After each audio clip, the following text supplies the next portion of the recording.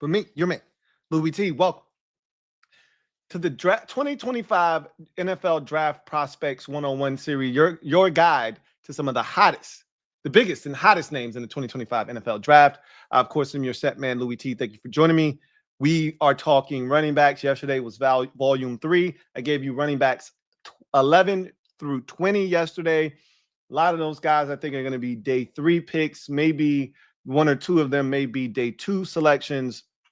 But today we get to my rankings, running backs 6 through 10, and these are day 2 guys, if you ask me, with the exception of maybe one of these guys that may land in day 3. I think these are day 2 selections, with many of them probably going in the second round. I think that's when you're going to see the run on running backs in this year's draft. It's one of the best classes of running backs we've seen in quite some time. It's the best I've ever seen. I've been covering the draft now for over a decade. It's the best and deepest class I've ever seen. Doesn't have the high-end talent. Again, as I said yesterday, there's no Adrian Peterson in this draft. Okay, no one with that high-end level talent, but this is a draft chock full of talented rushers that can come in and have an immediate impact on the pro game. And so we saw last year what a dominant back can do for an NFL franchise.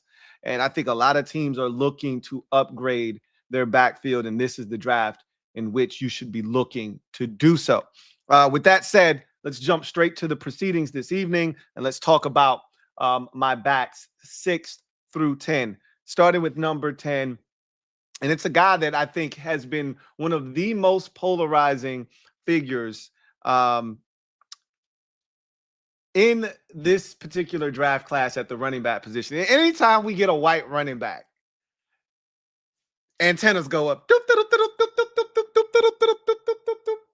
And it's no different here for Cam Skattebo, running back out of Arizona State, who was one of the best and most productive players in all of college football last season. 5'9.5", 219 pounds. This is a guy that did not run a 40 at the combine, but did jump an impressive 39 inches on the vert. And I think he also had a very impressive broad as well. So maybe he might be more explosive than people are giving him credit for. At the combine, he was quoted as saying, "I'm a lot faster than people think." He says, "I am fast," and he aims to prove that. He's been working out, and at some point, I think he's going to actually build up enough courage to run a 40. Whatever that 40 time is really of no real consequence to me. I know what he is as a football player. Now, if that 40 time is a 4.48, he might have made himself a tremendous amount of money, but it's not going to be a 4.48. Now, he says he's going to run faster than people think. The people that he's training with have said the same thing. Cool. Sounds great. I'll wait for the results. Whatever those are, it doesn't take away from what this guy is. I wrote a brief little synopsis of who Cam Skattebo is. And so let me tell you what I wrote down having watched him on tape. Physically built back that offers tremendous contact balance and initial burst for a bigger back. Deceptive shiftiness, quickness, and runs extremely well behind his pads. Finishes runs with violence. He has double speed, but it can get up to triple speed. He does not have home run speed, but I have seen him pull away from defenses, right? I have seen him hit home runs, but I don't anticipate him hitting very many of those at the NFL level. With good pass catching ability, right? Now, he has a physical style of play that can lead to fumbles. He had 8 career fumbles at his time at Arizona State. Only lost 3 of them, okay? However, that is something just to keep an eye on. When you play the physical brand of football that he plays, sometimes you're not as concerned with ball security. Someone can come from, a different angle as you're breaking a tackle, ball's a little bit away from your frame. boom, ball's knocked out, things happen. But lacks physicality as a pass protector. That bothers me. And again, I told you, I'm not going to really harp on guys' inability to pass protect as long as you show me physicality. That was the problem I had with Cam Scatterbo, is that he was getting trucked over by defenders. Safety coming off the edge, he sees him, clearly knows that's his guy, and that safety ran right through him, right? Like, you're too damn big for that shit. You know, it's like what I tell my kids. Hey, you're too old for that, right? You're too big for that. Leave that for the little ones, okay? You're not a little back. Leave that getting run over like a runaway freight train shit for the little backs. You're a bigger back. You're supposed to stand in there sturdy and firm and not allow that guy to push you into the lap of your quarterback or spook your quarterback after seeing out of the corner of his eye somebody getting mollywopped. So I'd like to see him be a little bit better there. I told you, I don't have any issues with guys not knowing who to block, looking confused, you know, but I just want to see that you're physically willing to do it. He doesn't seem like he wants to pass protect. Yes, it's a required, necessary evil, but it's not something that he's really looking forward to doing. And again, at the next level, if you want to be on the field on third downs, and maybe he's not going to be on the field on third downs very often, you know, but he can catch the football. So, you know, what's really funny is, as humans, one of the things we love to do is, if a guy's white, we want to comp him to another white guy. You know, it's hard for us to take a black guy, a black player, and comp him to a white guy, right? If it's a small slot receiver and he's white, oh, he's Wes Welker or he's Danny Amendola or somebody of that ilk. But if he's black, you'll never hear someone say, oh man, he's Wes Welker or he's Danny Amendola. Same thing with the running back position. You want to compare him to Toby Gerhart, or you want to compare him to what's my guy's name that was on the Madden cover who played for the Cleveland Browns, right? Peyton Hillis. That's the type of shit we like to do, right? Because he's white, got to compare him to another white guy. That's not what I'm going to do, okay? Let's break the cycle right here, because he runs the ball like a brother, okay? So let's break the cycle right now, and I'm going to tell you who he is. He's Kareem Hunt. You've seen this guy on a football field before. And I'm not talking the Kareem Hunt you saw last year, averaging 3.4 yards, looked like he's barely hanging on at the age of 29. I'm talking 2017 rookie season, led the league in rushing Kareem Hunt, fresh out of the MAC. That's the Kareem Hunt I'm talking about. That's Cam Scatterbo. He's a good football player and he's a good running back. And you put him in the right system, on the right team, and they utilize him correctly, I think he's got a chance to be a really good player in this league. So he is my number 10 back in this draft. Going on to number 9. And this is a guy that is extremely fascinating to me. I'm still trying to decide what he is at the next level, because much like Basul Tutin, he was used quite a bit at his school of UCF. I'm talking about running back R.J. Harvey. 5'8", 205 pounds, ran a 4.4 flat at the combine.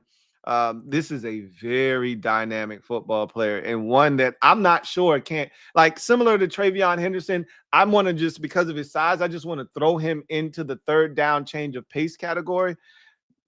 He might be able to handle the load. We've seen smaller diminutive backs. Again, the guys that I grew up watching that were smaller backs generally didn't carry the load, right? Like a Darren Sproles.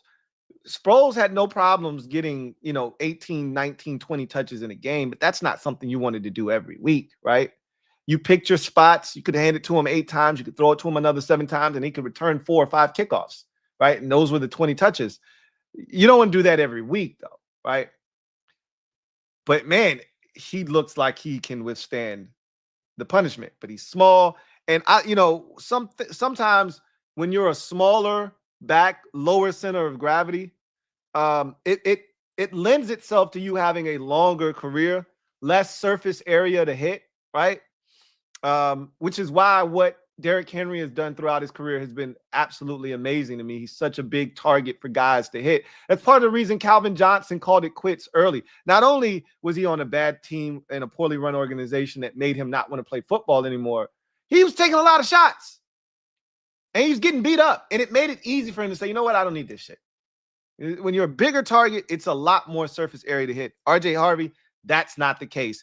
Here are my notes on him. Compact, explosive runner that uses quickness, shiftiness, and dynamic speed to hurt defenses. Does a great job in confined spaces of making defenders whiff, can outrun angles, step through leg tackle attempts, and features an above-average contact balance, home run speed, and effective pass-catching ability. Now, he does come with some fumbling concerns. 9 career fumbles, 6 of which he has lost. So 2/3 of those fumbles, he or his team did not recover.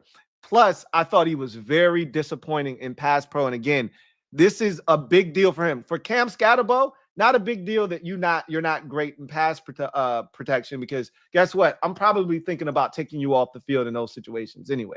If it's 3rd and 8, probably not going to have Cam Scatterbo on the field anyhow. So it's not as a big of a deal for him. Obviously, you can't just take Cam Scatterbo off the field every time you have to throw the football. But if I know I'm going to throw the football, the defense knows I'm going to throw the football, it's 3rd and long, I can get him out of there, right? Much like Adrian Peterson for much of his career, there was always a 3rd down back, whether it was Weldy Moore or someone of that ilk. There was always another guy that was there for 3rd down purposes, along with Adrian Peterson throughout his tenure in Minnesota.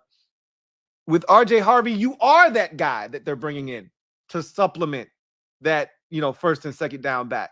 That's how most people view RJ Harvey. And the pass pro was just not up to par. And he, unlike a lot of these guys who just simply weren't asked to do it, he actually was asked to do it. He just didn't do a very good job of it. And I was really disappointed in what I saw. Again, that's not to say that he can't get better. And that's why I said I'm not going to beat a lot of these guys up. He tried. He just wasn't very good at it. Okay. So, with work and a little bit more dedication, I think he can be an adequate pass protector, but he brings a lot of things to the table that make you excited for what he can be at this level. My comp for him is D'Angelo Williams, former running back of the Carolina Panthers, who was very dynamic in his NFL tenure. And remember, D'Angelo Williams, similar size, was a every down back at one point. Now, he was most notably sharing the backfield with Jonathan Stewart, or not Jonathan Stewart. Godly. Why do I want to call that man Jonathan Stewart? What's his name? Was it Jonathan Stewart? It might have been Jonathan Stewart. It might have been Jay Stu. But he was sharing the backfield with, I'm pretty sure his last name was Stewart. So his time in Carolina, there were times where he was the guy, right? Whether Stewart was hurt and he had to carry the load by himself, or they just decided to feature him because he was the guy with the hot hand. Either way, I can see RJ Harvey being that for someone, right? I don't know if that is something you want to ask him to do consistently, however. But whatever the case may be, 4.4 is 4.4 is 4.4. All right. A dude running 4.4 flat can play for me any day with the skill set that RJ Harvey brings to the table. And again, I talked about this in volume 3 when I talked about Basul Tutin and Bashard Smith and Jaden Blue and some of these other dynamic backs with tremendous speed. There's not a lot of guys in the NFL right now at the running back position in particular that offer you that kind of speed. So that is a unique skill set that teams are absolutely looking for. And RJ Harvey is, I wouldn't be shocked if this is a 2nd round pick. I expect RJ Harvey to be a 2nd round pick in this draft. I do. I really, truly do. So it wouldn't shock me if he went in the 3rd. He's not going past day 2. Everybody that I'm naming right now is a day 2 back. including Cam Scatterbo. I think he's a 3rd round back. RJ Harvey is probably going to go in the 2nd round. We'll see when that run on running backs happen, but I think he's a 2nd round back. So now let's get to number 8. But before we do that, we're going to pause and take a second to get a word from one of our sponsors. We'll come back on the other side, and then we will get to the rest of this list. You are locked in to the to volume 2. Oh, okay. You are locked into volume 2 of the running back position here on the 2025 NFL Draft Prospects 101 series. I'll see you on the other side, where we'll pick up the list at number 8. What's going on? It's your man Louie T here to talk about a product that I'm extremely excited about. It's not only one of my favorite products, it's one of the best that I currently own. Remember, if you're a listener of the podcast, back in August, I told you I made a trip to St. Thomas, and unfortunately, while I was there, I lost my wallet. Well, I hit the people over at Ridge up and told them my sob story, and they said, Louie T, no worries, we've got the perfect product for you. And boy, did they ever. They sent me this, introducing the Ridge wallet. This is the last wallet you'll ever need, and it's a game changer. This thing right here is the substitute for this puppy. This is a wallet similar to the one that I lost in St. Thomas. This only holds roughly about 6 cards comfortably, and it's so light, I didn't even know it fell out of my pocket. This won't be necessary anymore. We've all seen this guy before, this big bulky monster. We've all carried this around, and this was my wallet for about a good decade and a half before I went with the sleeker model, which I regretted when I lost it in St. Thomas. But however, I don't need this big thing anymore. And newsflash, as I've gotten older, my clothes have gotten tighter. This is not going to get the job done anymore. Don't need that. This is all I need right here. This thing holds up to 12 cards comfortably in this sleek design that's so unique. Comes in 50 different colors and designs. So not only is it good for us men, it's also good for you ladies out there as well. And I'll tell you something else. They read my mind. They said, Louie T, while we're at it, I bet you probably have one of those old dangly keychains with a whole bunch of keys on it and all kinds of trinkets that you don't need. You're right. I did have one of those. So they sent me a key case. This thing right here. Look at this. You see how efficient this is? You simply push the keys out on one side, they come out on the other, and boom, I got the keys that I need. And no more 15 keys that I don't need. No more dangly trinkets. Just the essentials, right?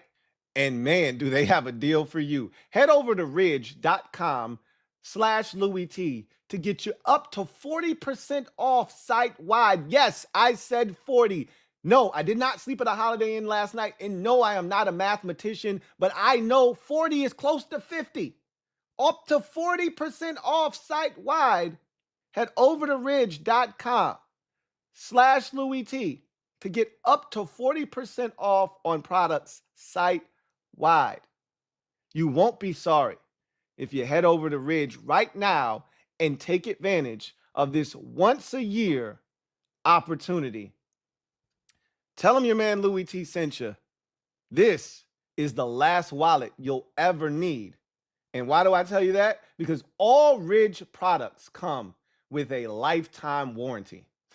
What more do you need?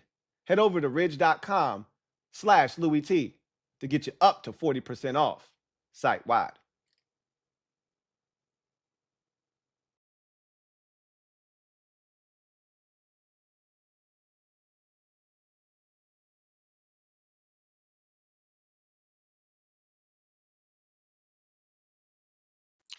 Normally I pitch and ditch, but I'm telling y'all right now, man, get you one of these Ridge wallets, man. They sent me 24 karat gold. This thing is a game changer. You will never need another wallet the rest of your life. I promise you. Anyway, so we get to number 8. And This is another one of these. This guy is silky smooth, man. Wow. He reminds me of one of my favorite backs to cover coming out of the draft or out of college football into the draft since I've been doing this.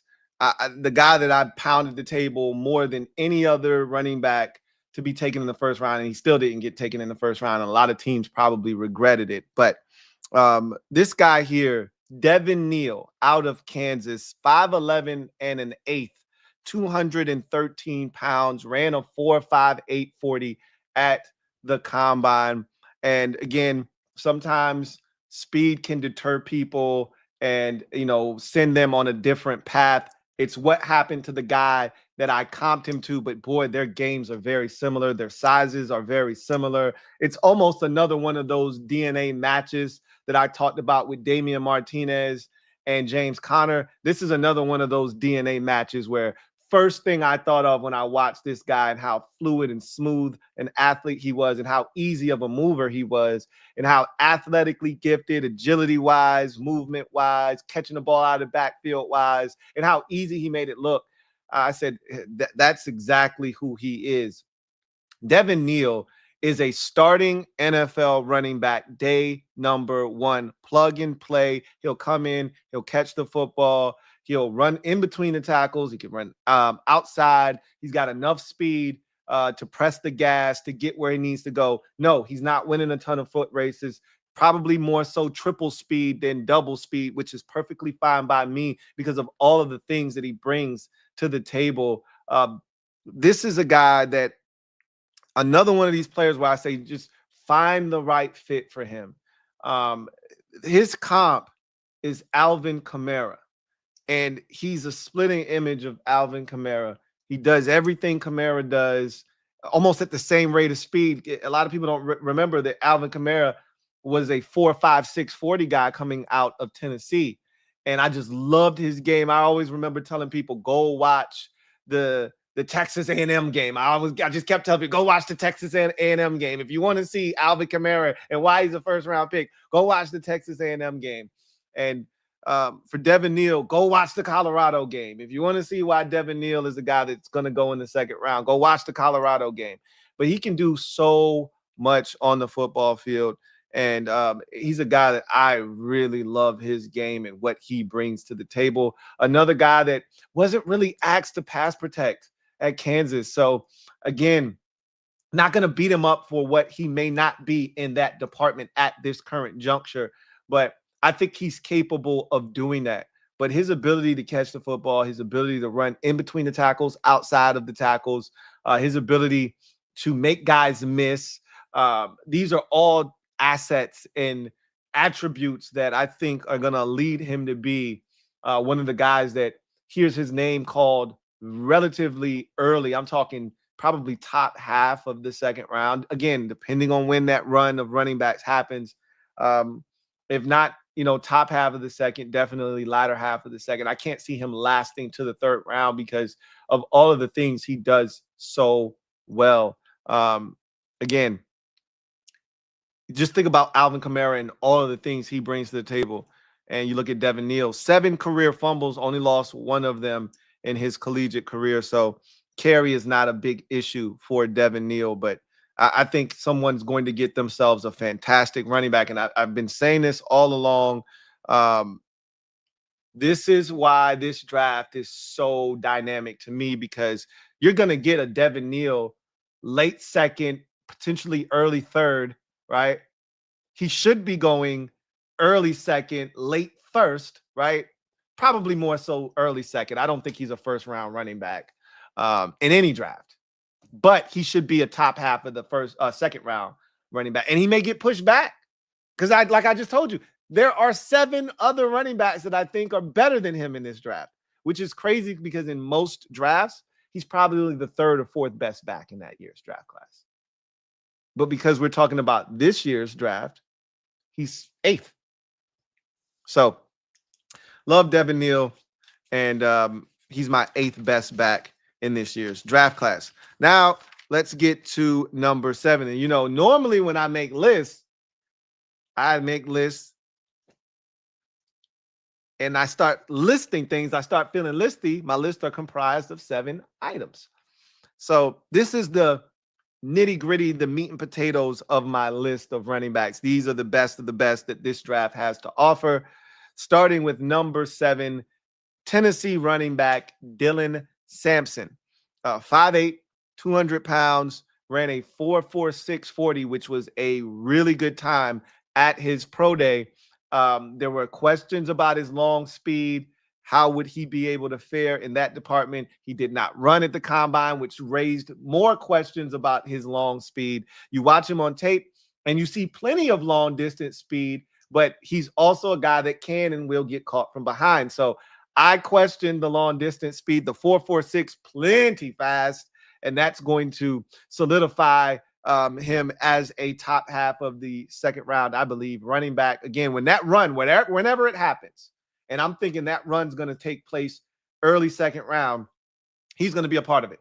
He's going to be a part of it. Maybe towards the tail end of it, but maybe right in the middle of that thing. But he's going to be a part of that run because he is a really good back. Now, again, size is the issue with him at 5'8", 200 pounds.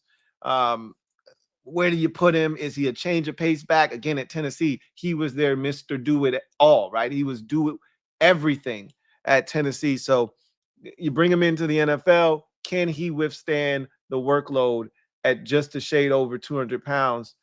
The answer is yes, if you ask me. Just go look at Buffalo. James Cook is probably a 200-pound, 200, maybe 205. He came into the league sub 200. By now, he probably should be up over 200 pounds, maybe 202, 205 pounds, maybe. So you can do it. We've seen other backs do it. It's not the first back. James Cook isn't the first back, and he's most certainly not the last back that's going to be more of the bell cow for a team. But in today's NFL, guys aren't getting the ball 25 times. Most teams aren't giving it to their running backs 25 times anymore. It's like 17, 18, 19 carries. Now you get on top of a team, you're up big, you want to take the air out of the football, then you can see the carries kind of go up. If you're having a dynamic game, they may keep force feeding you if the other team can't stop it. But a lot of these guys are going to be able to stand. This is not like yesteryear where you're giving the ball to your running back 27 times, right? So Sampson should be just fine. Here's what I wrote down in my notes watching him perform at Tennessee. Quick, BYOB, which is be your own blocker. He's a BYOB type of guy. A runner. And look, let me tell you this. The Tennessee offensive line was horrible, okay, in the run blocking department. There were so many plays where he would get the ball and immediately there's penetration and somebody in his face. And the first thing he's got to do is jump cut and make somebody miss, spin and make somebody miss. So he proved right away, I can be my own blocker. He's a BYOB runner that features a nice jump cut. I just talked about that jump cut that he had to use very often just to get back to the line of scrimmage or gain 1 or 2 yards on a play.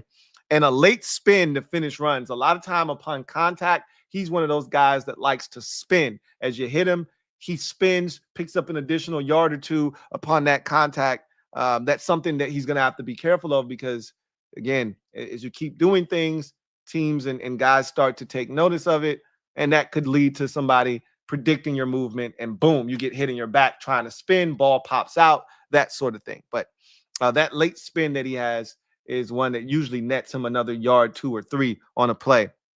Displays consistent make you miss. I talked about him being his own blocker, and triple speed. So again, we can upgrade that to home run speed, but it's more of a triple with the ability to hit the home run. But with that 4.46 into his back pocket, I think you can upgrade him from gap power, right, with the ability to leg out a triple to no, we can hit for average, but we can also knock it out of the park, as we saw him do on tape a number of times.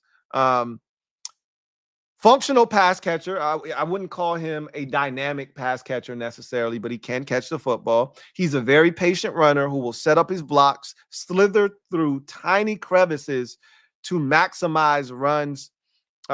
He does have 5 career fumbles, which is not a lot for as much as he touched the football. Here's the knock on him, though, for me. 4 of his 5 fumbles came in 2024, this past season. So he did a tremendous job of protecting the football throughout his career, and then got to his last year at Rocky Top and then decided he didn't know how to carry the football, right? 4 fumbles, lost all 4 of them. So I would like to see him clean that up, but that hasn't been a consistent problem throughout his career. So again, like to see him clean that up. And then my biggest knock with him in pass protection, he's often confused in pass pro and inconsistent as a blocker. So quite often you would see some of these guys just not know where to be. Like, you're in pass protection, they're sending 6 guys, offensive line calls out the protection, and they're telling you, hey, this guy, you have this guy. If that guy doesn't blitz, then whoever else comes, that's the guy you want to pick up. And oftentimes he's in the way. The tackle's trying to protect. He doesn't know who to block. So he's standing around, and then he tries to get out there and help the tackle. Tackle doesn't need your help. Now he's picking off the tackle, and all of a sudden the guy that the tackle was supposed to be blocking is getting into the backfield and flushing the quarterback out of the pocket. And I'm like, if you're not going to block somebody, don't block your own offensive lineman. Get the hell out of the way, right? So that's something he's going to have to get better at, because again, at 5'8", 200 pounds, he feels like a change of pace guy. But again, he could easily be a 3-down back. So going to need him to clean that area up. But he's one of the more dynamic runners in terms of making people miss. And he's one of the more dynamic guys in terms of setting up blocks, being patient to explode through the hole and making things happen that way. So again, another guy that I think has a chance, and his comp in this league for me is Aaron Jones, the running back that was a long-time Green Bay Packer, spent last year with the Vikings, going back to Minnesota this year. And we've seen Aaron Jones's game age very well, like fine wine. This past year with Minnesota, he was given the keys to be the primary back all by himself, and he had a career high in rush yards, I think at his age 30 season, which is really uncommon for a running back in the NFL. So I see Dylan Sampson with a lot of those same traits and characteristics. His game will age well as long as he's taken care of throughout his career, but really like what he brings to the table. Think he's got a chance to be a really good back in this league as well. So now we get to number 6. And this is a guy that I think a lot of people really thought was going to blow the combine up. And he didn't. But I didn't walk away any less impressed with him. And I'm talking about Iowa's Caleb Johnson. Caleb Johnson is 6'1", 224 pounds, which means he is a massive back. And he doesn't look it either. Like, Caleb Johnson looks like he's about 6'1", 215, right? He carries it extremely well. But at that size, it's okay to not be a burner and a blazer, right? As a matter of fact, we don't expect you to be at that size. But a lot of people thought, because he was able to win so many foot races, turn the corner at Iowa so often, that, oh yeah, he's finna come out here and run this 4.4 whatever. And he didn't. He ran a 4.57. And I think that soured some people's palate towards him. That has not changed the way I feel about him. Would he have been higher on this list, potentially with the faster 40? Maybe, but the bigger issue I have with him is contact balance. I've told you this before, if you've watched me, that I am a huge contact balance guy for a running back. To me, one of the best traits a running back can have is contact balance. As a matter of fact, I'd probably put that at the top of the list. Yeah, I would love you to run fast, but why I loved Alvin Kamara so much coming out of Tennessee is because he was damn near impossible to get on the ground. And we've seen that in the NFL. Guys bounce off of him. He puts his hand down, keeps his feet. He just has impeccable balance. And the best running backs in this league have tremendous balance. You just don't get them down with arm tackles. You have to wrap them up. You can't just shoulder them. You can't just get a piece of their knee or their leg because they're going to stumble, but they're going to keep their feet. And there's a lot more yardage where that came from. One of the things that used to drive me nuts with Clinton Portis when he was a member of the Redskins was he could never keep his feet. When he was in Denver, he would always keep his feet. And it's like he put on an extra 7 pounds because Joe Gibbs was giving him the ball 30 times a game. And all of a sudden, he would get through a hole, somebody would touch his ankle, and he'd always fall down, or the turf monster would get him. And it would drive me insane because his contact balance, it just disintegrated when he got to Washington. Part of the reason he was this dynamic back-to-back 1,500-yard rusher in Denver is because you couldn't get him on the ground. Well, Caleb Johnson is one of those guys that doesn't have elite contact balance, and that's why he's so low on my list. Naturally big back, patient, explodes through the hole, right? So he's patient to the hole, explodes through the hole. I talked about his average contact balance, which is why he's all the way down at 6 on my list. He's got good vision for a bigger back. Not that being a big back means you can't have great vision, but when you pair up being big with the ability to see it and go, that's something that you don't always get from bigger backs. He has that. He's a willing yet inconsistent pass protector, which again, he's more so on the side of, I don't know where to be, right? But he's willing to put his frame in the mix, which I told you, that's all I need to see. I can, if I'm a coach, I can teach you, how to scan the field, how to figure out where you need to be. And if there's no work for you to get out and become eligible, right? I can teach you that. I just need to know that you're willing to put your body on the line. And I've seen that from him. So I have no issues with him in that regard. He's a natural pass catcher out of the backfield. Good agility for a big back. Finishes through contact. Can carry the ball in either hand. Sometimes you get guys that are, carry dominant left hand or right hand. They don't really like to switch ball hands. He has no issues either side. Only 3 career fumbles in his entire career. Only lost 1 of them. So he's a guy that has no ball security issues.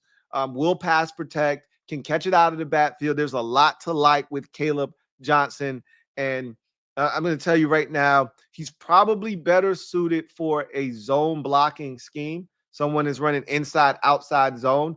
But I think he can also thrive in a pull system, in a pull scheme. Because he's so patient, and that's what it takes to run in a zone blocking scheme. He can press, see the hole, stick his foot in the ground, get up the field. That one cut and go system fits his skill set. And it's funny because when you watch him, his style is eerily similar to the guy that I'm comparing him to, and he thrived and flourished in a ZBS, right? And that's Arian Foster, right? Caleb Johnson looks a lot like Arian Foster, and I have a thing for those tall, upright running backs who are able to play behind their pads, which Caleb Johnson is able to do. I have a soft spot for the taller running backs. So he's a guy that I really like a lot. The only thing that I don't love is that when he squeezes through a hole, he's patient. He does everything right on the play. And then the safety comes, takes a poor angle, gets a piece of his ankle, and he goes down every time almost. I'm like, if you'd have kept your feet, that's a 35-yard run instead of a 9-yard run. Oh, if you'd have kept your feet, guy comes up, bumps into him, and he starts stumbling and he falls out. Oh, if you'd have kept your feet, that's a 60-yard touchdown. That was the last defender. So contact balance, a little bit of an issue for me, but this is a dynamic back here in Caleb Johnson. So, those are my backs 6 through 10.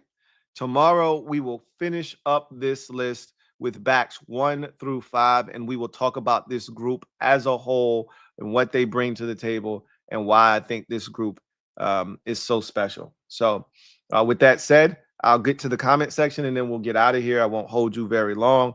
Robert Mitchell, stand up. You are the newest member of the MOBB Mob. You know what to do. Show Robert some love. Welcome him with open arms. Welcome to the squad. Glad to have you on board, Robert Mitchell. Terry Maples, thank you for the super chat. Greatly appreciate you. Terry, Right. Excuse me. Sup, Lou? Sup, Terry? Sampson is the man for this offense. HTTR. I'd have no issues if they drafted Dylan Sampson. I have no issues whatsoever. He checks off all the boxes. You know, if I had it my way, would I be looking for a guy that's slightly faster? Yeah, I'm being a little greedy, but man, I'd take Dylan Sampson in a heartbeat. Take him. He would upgrade our running back room exponentially in a jiffy. So I am not opposed to them drafting Dylan Sampson. Um, okay, I already told you who Caleb Johnson's comp was. So yeah, I have no issues with them drafting Dylan Sampson. If they decided to go that route, I'd be all for it. Again, it's hard to go wrong in this draft class. As long as you take a back, I think within the first 4 rounds, it's going to be hard for you to mess this up, to be honest with you. Now, obviously, every team is looking for something different. If you're the Chargers, you want an every down back. You don't want just a speed back. You only signed Najee Harris to a 1-year deal. So you should be looking for his replacement, right? If you're the Commanders, you might be looking for a B-Rob replacement, but you could also be looking for a complement to him, right? Again, we don't know how they feel, but this draft offers you the best of both worlds. You can get a guy that just can run and like a Jaden Blue, or you can get a guy like Dylan Sampson or RJ Harvey or Travion Henderson or someone of that ilk, Bashad Smith, that, you know, can run and can actually play the running back position at a high level where you don't have to necessarily take him off the field, you know, a bunch, you know. So Bazul Tootin, someone like that.